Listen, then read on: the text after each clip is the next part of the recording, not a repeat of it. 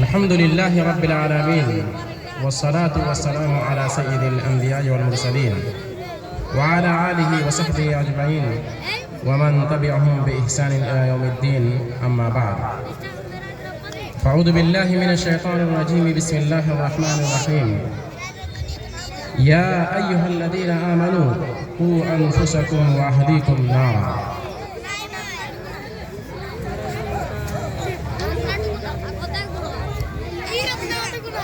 سامعین کرام، آج کے اس مجلس میں جس موضوع پر چند باتیں آپ کے سامنے رکھنی ہے وہ ہے حقوق الاولاد علی الآباء، کہ اولاد کے ماں باپ پر کیا حقوق ہیں، والدین کو کن چیزوں کی رعایت کرنی چاہیے اپنے اولاد کے تعلق سے۔ اسی تعلق سے چند باتیں وقت مختصر ہونے کی وجہ سے چند نقاط کی شکل میں بیان کرنے کی کوشش کروں گا۔ اللہ تعالیٰ سے دعا ہے کہ اللہ تعالیٰ ہمیں صحیح کہنے اور سب کو سننے اور اس پر عمل کرنے کی توفیق عطا فرمائے۔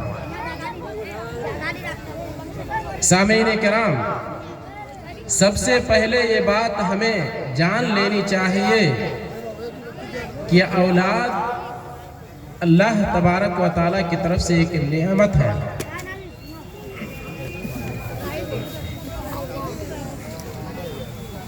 یہ اولاد اللہ تبارک و تعالیٰ کی طرف سے نعمت ہے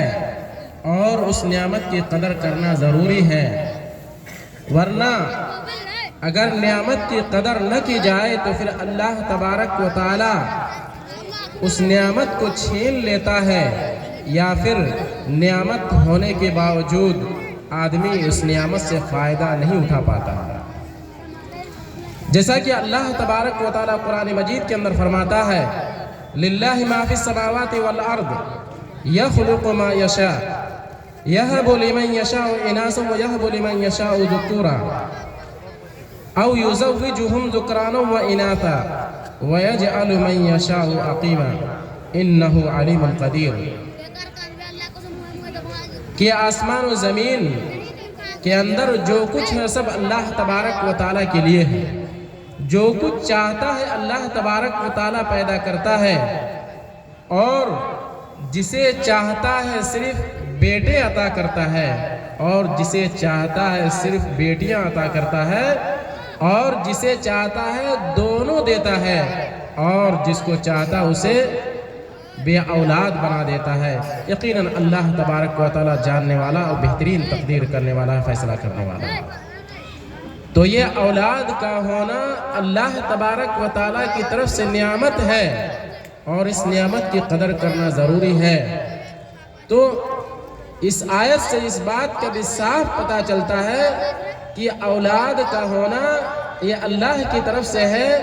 انسان صرف اور صرف اپنے اسباب کو اختیار کرے تو اس سے یہ بھی پتہ چلتا ہے کہ اگر کسی کے اولاد نہیں ہوتی ہے تو وہ بے نفسی کسی کو لعن طعن نہیں کرنا چاہیے، بلکہ اللہ تبارک و تعالیٰ جب چاہتا ہے اولاد دیتا ہے، اور جب دینا ہوتا ہے اس کو دے گا۔ انسان کا کام ہے کہ وہ صحیح اسباب کو اختیار کرے۔ پھر آئیے ہم جانتے ہیں مختصر طور پر چند ایک حقوق جو ایک والدین پر اولاد کے لیے واجب ہوتے ہیں۔ کچھ ایسے حقوق ہیں جو اولاد کے وجود سے پہلے اختیار کرنے پڑتے ہیں، کرنا چاہیے، اور کچھ حقوق جو ہیں اس کے بعد، ان کے وجود میں آنے کے بعد واجب ہوتے ہیں۔ اور اولاد کے اس دنیا میں آنے سے پہلے جو سب سے اہم حقوق میں سے ہے وہ ہے کہ ایک انسان، ایک آدمی جب شادی کا ارادہ کرے تو ایک نیک اور صالح بیوی کا اختیار کرے۔ اسی طرح یہ حکم صرف اور صرف مرد کے لیے نہیں ہے بلکہ دونوں کے لیے ہے کہ ایک مرد کو اور ایک عورت کو یہ فکر ہونی چاہیے جو اس کا شریک حیات ہو آنے والا وہ نیک اور صالح ہو، تاکہ اس کے اولاد بھی نیک اور صالح بنے، کیونکہ بچے اپنے والدین کو سب سے پہلے دیکھ کر ہی بہت سی چیزیں نقل کرتے ہیں اور اسی طرح کا کام کرتے ہیں۔ تو سب سے پہلے ایک آدمی کو یہ فکر ہونی چاہیے، اگر جو ایک نیک اولاد کی خواہش رکھتا ہے، کہ وہ نیک اور صالح بیوی کی تلاش کرے جو اس کے اولاد کے لیے بھی اور اس کے لیے بھی خیر ہو۔ جیسا کہ نبی اکرم صلی اللہ علیہ وسلم نے فرمایا، تنکح المرأة لأربع، لمالها ولحسبها ولجمالها ولدینها فاظفر بذات الدین وتربت یداک، کہ نبی اکرم صلی اللہ علیہ وسلم نے اس حدیث کے اندر یہ خبر دی ہے کہ ایک عورت کو جو شادی کیا جاتا ہے اس کی 4 چیزوں کی وجہ سے شادی کیا جاتا ہے۔ اس کے مفہوم میں کہ یہ خبر ہے کیا ہے، یہ لمبی بات اس میں نہ جا کر کے نبی اکرم صلی اللہ علیہ وسلم نے یہ خبر دیا کہ ایک عورت کو جو شادی کی جاتی ہے وہ 4 چیزوں کو آدمی دیکھتے ہیں، اس کا مال دیکھ کر کے، اس کا حسب و نسب دیکھ کر کے، اور اس کی خوبصورتی کو دیکھ کر کے، اور اس کے دین کو دیکھ کر کے۔